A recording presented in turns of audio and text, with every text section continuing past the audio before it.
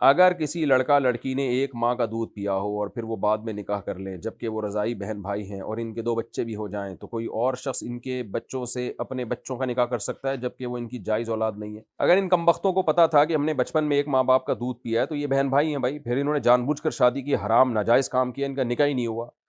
اور پھر ظاہر ہے بچوں کا نسب میں بھی ان نسب کو بھی خراب کر دیا، تو لیکن ظاہر ہے بچوں کا کوئی قصور نہیں ہے،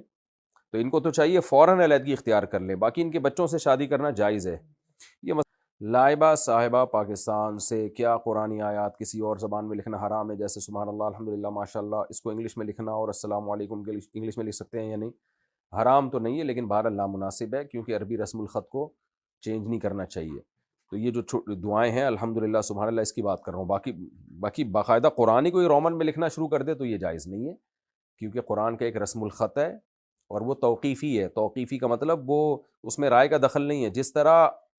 ثابت ہے اسی طرح سے لکھنا پڑے گا، تو اس میں اپنی طرف سے آپ عربی رسم الخط میں چینجنگ نہیں کر سکتے، تو اس کا رسم الخط کسی اور زبان میں کیسے لا سکتے ہیں آپ؟ اگر والد کا پیسہ حرام ہے اور وہ ہمیں کاروبار دیں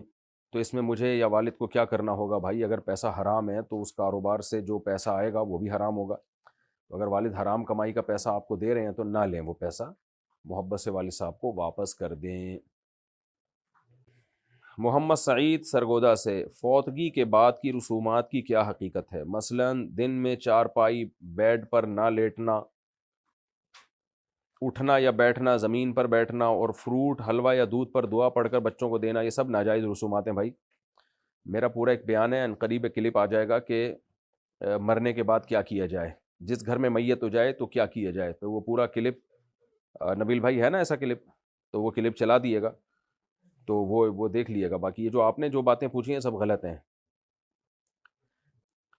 کیا لڑکی کسی نامحرم کو دین کی نصیحت کر سکتی ہے؟ جوان لڑکیوں کے لیے کسی نامحرم سے فری ہونا جائز نہیں ہے، باقی کوئی ضرورت پڑ جائے کہیں تو پھر نصیحت کر سکتی ہے، کر ہی رہی ہوتی ہیں نصیحتیں۔ آپ دیکھیں کہیں نہ کوئی بھی مرد الٹا کام کرتا ہے تو خواتین سمجھا دیتی ہیں انسان کے بچے بنو، کیا کر رہے ہو، تو اس طرح تو ٹھیک ہے، کوئی بھی اگر کوئی آپ کو لگا کہ بھئی اس وقت کوئی کام غلط ہو رہا ہے، لیکن نارملی جو واضح نصیحت ہے وہ نامحرم لڑکیاں نامحرم لڑکوں کو نہ کریں، کیونکہ فیس بک پہ لڑکے لڑکیاں دوستیاں لگاتے ہیں اور کہتے ہیں ہم ایک دوسرے کو سمجھا رہے ہیں، ایکچولی نماز پڑھا کرو، وہ بھائی سمجھانے کے لیے آدمیوں کے لیے ہیں، لڑکیاں لڑکیوں کے لیے ہیں، تو آپ فری نہ ہو، تو اس لیے یہ کام اس سے اجتناب کرنا چاہیے۔